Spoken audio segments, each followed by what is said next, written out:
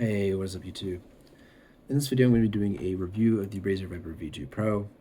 Um, and this mouse is like kind of hard to review because it's objectively a very, very good mouse, but then you factor in the price and you realize that it's really not worth it. Which I'm sure most of you guys have probably figured out by now. But yeah, let me just talk about it real quick. Number one, the coating has been improved over the Viper Ultimate, so it's like this. It almost feels like very high grit sandpaper, and it's pretty good. It is not a bad coating by any means, but it's also not a high quality rubberized coating like the one on the XM1R. Um, and that's just disappointing to me for the price. Like at $150 in 2022, you have to offer a feature that like you have to hit all the boxes at this point. Gaming mice have gotten so good, you have to hit all the boxes, and if you just miss one, like it's not just not worth it. Um, and the Superlight, when it was released in 2020, 2 years ago, that mouse offered something that no other mouse did, right? 60 grams, flawless wireless. Um, as a complete package, it was just an insane mouse. These days, you can buy yourself a Pulsar X-Lite V2, which gives you all of that for 70 bucks.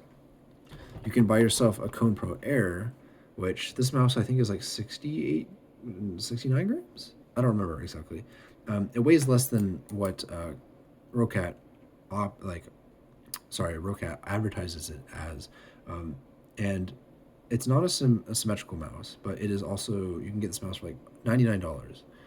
And of course, you can buy the G Pro X for like $120 on sale these days.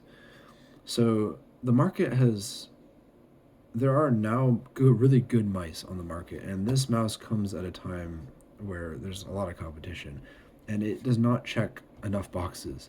If this mouse had a really good coating, I would probably recommend it, um, but it doesn't. If this mouse had even better switches, like the opticals still have their issues, and these are not an improvement over the V2s in my opinion. If they had better switches, maybe I'd recommend this.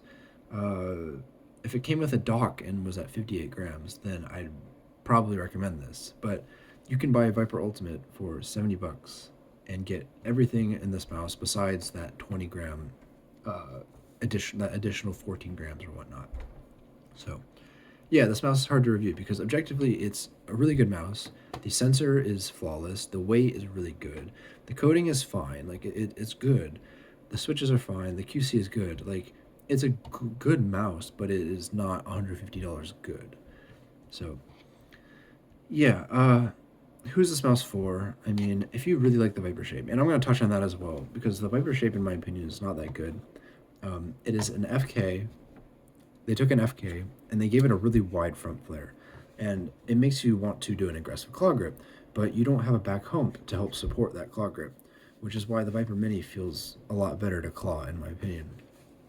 So the shape is like not even, it's nothing special. Um, and whereas on the other hand, the super light shape is like, honestly, I might catch flack for this, but the super light shape is fucking incredible. Like it fits everybody and your grandmother, and it works really, really well. I aim really well with it, even though it's not the most comfortable shape. So yeah. Anyway, there's not much more to say in this review. Uh, I feel like I haven't really reviewed this mouse, but there's not much to review. So if you enjoyed the video, if you have any questions, just leave a comment, and I appreciate a like and subscribe.